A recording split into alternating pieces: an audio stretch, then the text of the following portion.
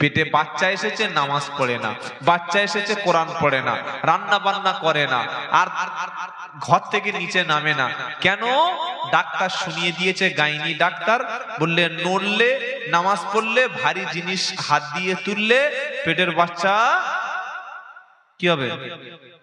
কথা বলছে না কেন? পেটের বাচ্চা কি হবে? নষ্ট হবে।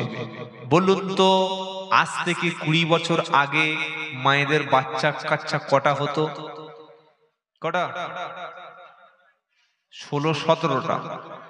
রবীন্দ্রনাথ ঠাকুর ওনারা ছিলেন 15 ভাই বোন, তার মধ্যে 14 নম্বরে রবীন্দ্রনাথ। বললে আপনি কি রবীন্দ্রনাথের চাচাতো ভাই? আপনি এক্ষুনি ইতিহাস খুলুন, রবীন্দ্রনাথের জীবনী খুলুন, আপনি পেয়ে যাবেন। রবীন্দ্রনাথ ঠাকুর কত ভাই বোন বললাম? কত? 15টা ভাই বোন ছিল, তার মধ্যে 14 নাম্বার হলো রবীন্দ্রনাথ। আগে 13টা ভাই বোন রেখে রবীন্দ্রনাথ 14 নাম্বার। আর এখন একটা ছেলে হতে পারে না, একটা মেয়ে হতে পারে না, বললে আর নেওয়ার দরকার নাই। কেন? বললে কি খাওয়াবো? রুজির মালিক তুমি? তুমি কি আল্লাহ? তুমি কি রাজ্জাক? ইন্নাল্লাহা হুয়ার রাজ্জাকু যুল কুওয়াতিন মাতিন।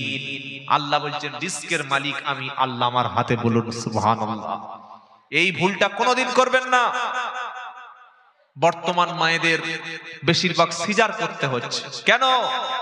আল্লাহর উপরে কোনো ভরসা নাই, ধৈর্য সবর বলতে কিচ্ছু নাই। আগে 8টা 10টা 12টা বাচ্চা হতো, সেই মাগুলো সংসারে এখনো পর্যন্ত যে পরিশ্রম করে, যেভাবে রান্না করে, তখন তো আর গ্যাস ছিল না, এখন তো একটা ওই ধরিয়ে দিল, ফাস রান্না হয়ে গেল। তখন ওই গরুর যেগুলো পায়খানা করে, ওর নাম কি? গোবর। গোবর থেকে কি হয়? কি বলেন আপনারা? ঘুঁটে। হ্যাঁ, আমাদের 24 বলে ঘুঁটে।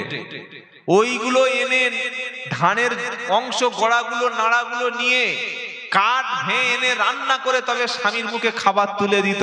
এখন যেখানে কিচেন সেখানে গ্যাস, সেখানে ডাল, সেখানে চাল, সব কিছু সেখানে, তারপরেও রান্না করতে গিয়ে কাঁদছে। এটা কাজের মেয়ে রাখো, আর কত কষ্ট আমার দেবে। তুই বাবার বাড়ি চলে যাও, সঙ্গে কোথাও চলে যাও। এত সুখী সুখ আর কে নেবে? কি গো, আগে লঙ্কার গুঁড়ো, হলুদ গুঁড়ো, এগুলো হাত দিয়ে বেটে রান্না করতে হতো, এখন প্যাকেট এনে দিচ্ছে, তাও কষ্ট হয়ে যাচ্ছে। আগে ঢেঁকিতে চাল বাঁধতে হতো। কোন মা পেটে বাচ্চা নিয়ে কালকের বাচ্চা হবে আজকের পর্যন্ত সংসারের কাজ করেছে? ওই তাদের একটা বাচ্চা তো কোনোদিন নষ্ট হয়? তাদের তো সিজার লাগেনি। এখন এত সিজার কেন? 1 নম্বর হলো নার্সিং হোমটা করেছে কসাইখানা। 2 নম্বর হলো মেয়েদের মধ্যে সবর, ধৈর্য, আল্লাহর উপরে তাওয়াক্কুল নাই।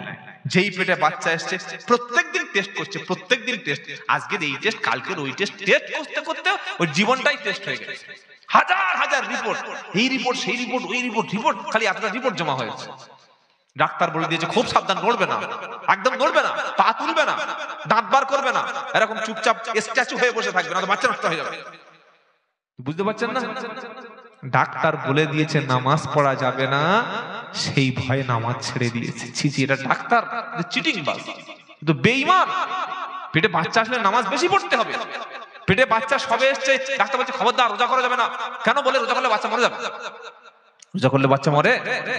হ্যাঁ, প্রেগন্যান্সি একেবারে লাস্ট টাইম সময় হয়ে এসছে, 1-2 সপ্তাহের মধ্যে বাচ্চা হবে, সেই সময় মায়েদের জন্য রিস্কি থাকে, ঝুঁকিপূর্ণ থাকে।